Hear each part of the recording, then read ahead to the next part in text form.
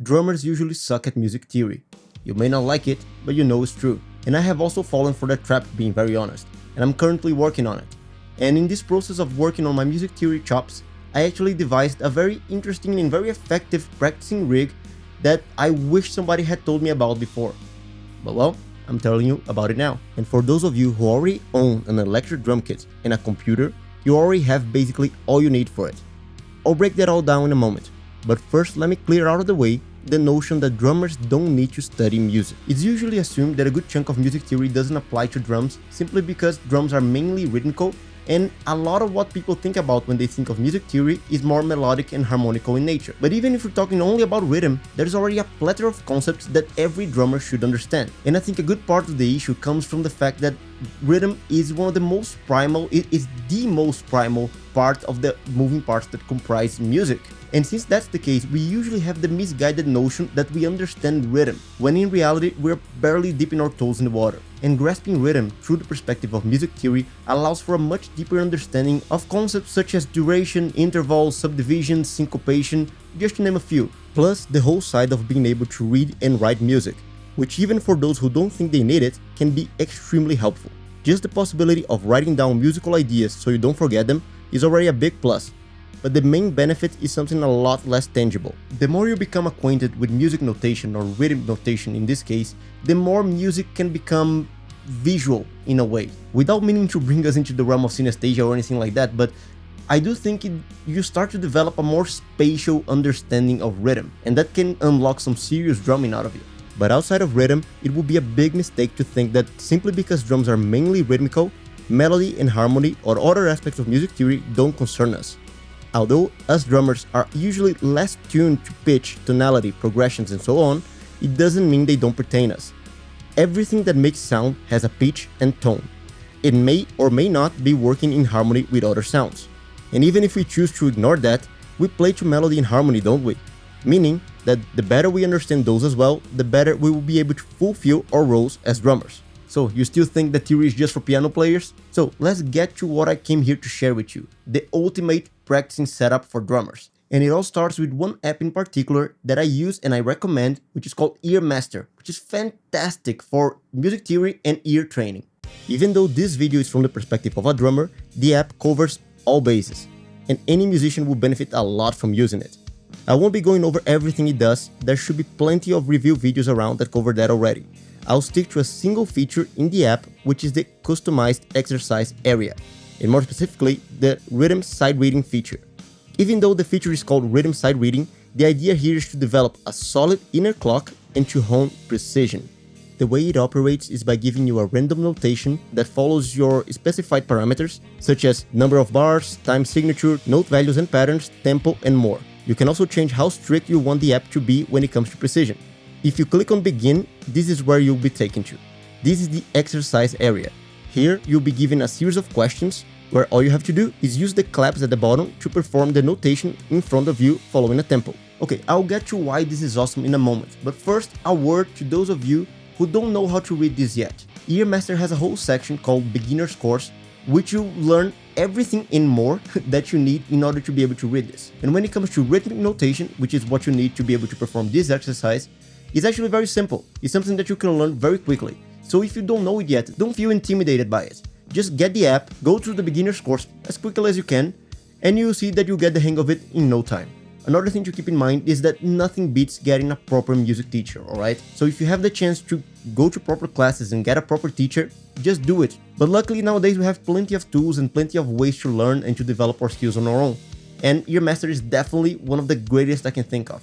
Now, let's say you already know how to read this, time to get hands-on. All you gotta do is click on record your answer and you'll be given the click for a bar, or more if you so choose, and then you play what's in front of you to tempo. Very simple, right? Yes it is, but it's so freaking powerful. Once you feel confident to choose more complex note values, patterns, and time signatures, the randomness of how the exercises are generated will start giving you quite a lot of vocabulary. But the biggest benefit, at least from my perspective, that you get out of this is developing a very solid sense of tempo and rhythm. When you're working with a metronome alone, even though that's great, everybody should do that, it can be kind of forgiving in a way, because who's to say that you're actually sticking to the beat? or that you're playing exactly the figure, the notation, the duration that you're supposed to be playing. In this case that I'm suggesting, Earmaster is doing exactly that. And the unforgiving nature of being able to see right in front of you when and where your hit landed, and when and where your hit should have landed, that's the best way I've found so far to be able to polish and become very, very good at tempo. But now comes the fun part, because usually you have to play those exercises using your mouse, clicking on those claps if you're using on the computer, and if you're using it on your phone, you have to be tapping the screen. And of course, for us drummers who play with sticks banging on drums, it will be way more natural and more beneficial to practice it on the drum kit, right? And there's a way to do that. That's exactly what I'm going to teach you to do right now. The technology that allows you to integrate your drum kit to Earmaster is known as MIDI. And MIDI is a huge can of worms that I won't truly get into the nitty-gritty today. For now, just know that MIDI is information that your electric drum kit can send that Earmaster can receive. As simple as that.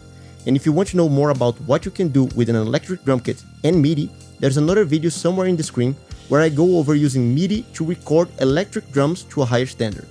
And of course, you can also drop any question or comment that you may have about this topic on the comment section down below. And since you're at it, subscribe to the channel if you haven't already, and also ring the bell, because that way you can be notified whenever a new video such as this is released. Now, let me show you how to hook up your kit to Earmaster. It's very simple really, and hardware-wise, all you will need outside of your electric kit and your computer is a MIDI cable to send signal from one to the other. On the case of my kit, and likely most kits nowadays, you will use a MIDI through USB cable, such as this one. But if your kit doesn't have this particular output, you may need a MIDI converter such as this. Once you're plugged, you open Earmaster and click on Preferences. Here you'll go to MIDI devices and pick your drum kit as MIDI in. With this done, Earmaster should already be receiving signal from your kit. But let's take this one step further, shall we? Earmaster has this very cool feature called MIDI Remote Control, which basically allows you to control basic features of the app, such as new question, repeat play question, undo, and more using an external MIDI device, and in this case, your drums.